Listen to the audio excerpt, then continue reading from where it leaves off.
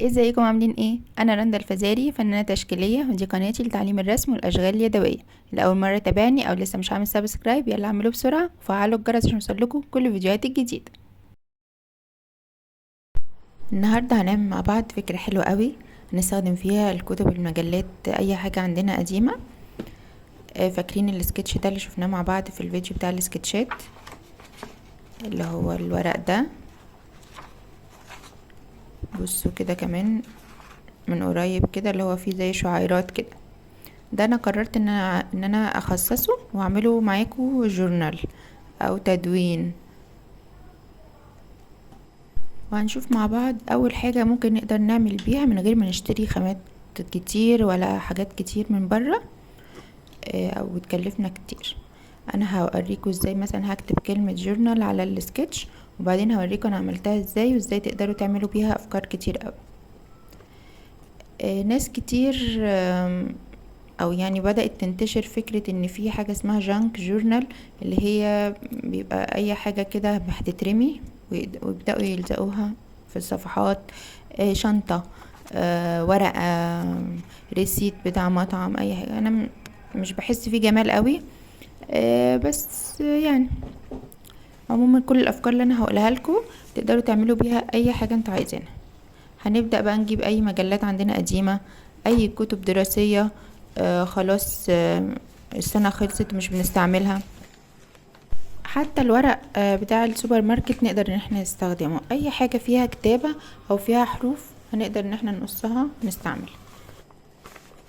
من الاخر يعني مش هنرمي اي حاجة. وعملت لكم فيديو تاني ازاي برضو نعمل من الحاجات دي، نعمل بينها ستيكر، هينزل بقى يا قبل ده يا بعد ده يعني. بس برضو هيعجبكم قوي وسهل جدا ومش هيكلفكم اي حاجة.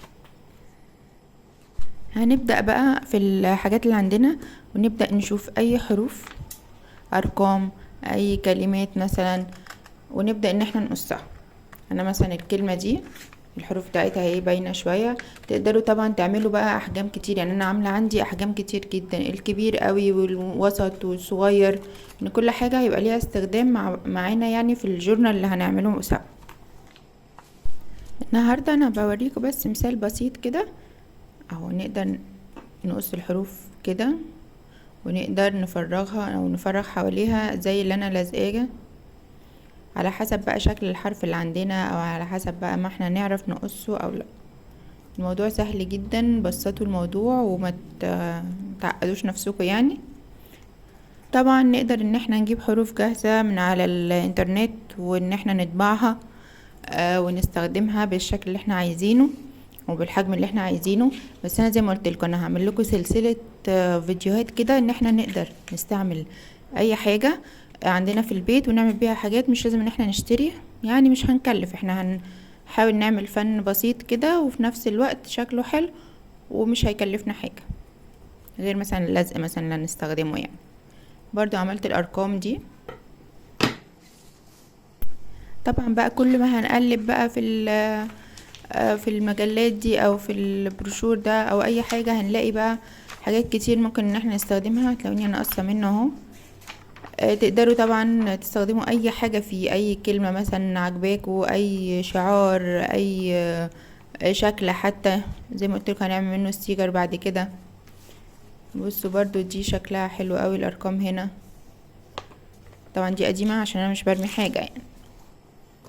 طيب ازاي بقى نستخدم الحاجات دي وازاي بقى نحافظ عليها؟ هوريكم انا عملت ايه برضو عشان ما تكلفش من بره. بصوا ده برضو كتاب مدرسة، هتلاقوا جواه صور حلوة ممكن نستخدمها، حروف حلوة ممكن نقصها، يعني انا بديكم مثال بس مش اكتر. طيب عندنا بقى يعني عشان نحافظ على الحروف دي، يا اما احنا هنقص اللي احنا هنستخدمه بس على طول، او هتعملوا زي لما كل ما هتلاقوا حاجة عجباكوا فيها حروف او ارقام كويسة هنقصها ونبدأ نجمعها بحيث لما نيجي نستخدمها نلاقيها على طول. انا بدل ما اشتري منظم من بره اللي تقدروا تشتروه في علب متقسمة كده، كان عندي علبة الشوكولاتة دي، شلت اللي جواها ده وبدأت ان انا اقسمها كده بظهر السكتش. عارفين السكتش الكانسون كده؟ عملت تقسيمات منه لونتها وبدأت اجمع فيها الحروف بتاعتي، وهوريكم بقى ايه الحصيلة اللي انا جمعتها وازاي بنظمها فيه. نوسع بس ده كده شوية. ونبص مع بعض. طبعا كانت الاول علبة الشوكولاتة اللي وريتها لكم وتقسمت وتلونت وبقت حاجة حلوة كده، وزي ما قلت لكم في علب جاهزة متقسمة خانات نقدر ان احنا نستخدمها. ده مثلا حرف الايه، من اكتر بقى من حاجة، كل ما بلاقي حرف عاجبني بقصه واستخدمه. وزي ما قلت لكم احجام مختلفة، يعني في الكبير وفي الصغير وفي عايزه اقول لكم احجام صغننه جدا، بس هتلاقوها بقى نزلت لتحت في الاورجنايزر ده. ده مثلا البي. بصوا اختلاف. الحلو فيها بقى ان انتوا هتلاقوا الحروف كل حرف شكل ولون اهو بدأت ان انا ارص فيها الحروف كده الترتيب الابجدي بتاعها، بحيث ان انا لما احتاج الاقيه على طول، ما افضلش ان انا ادور في كمية كبيرة، ويبقى عندي فرايتي كتير وان انا اقدر اختار براحتي.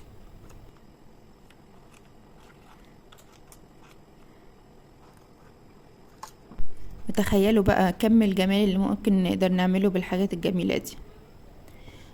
وكمان مش حروف بس، هوريكم جمعت ايه كمان بعد كده. انا بس بوريكم ايه امثلة. بصوا الحرف ده مثلا،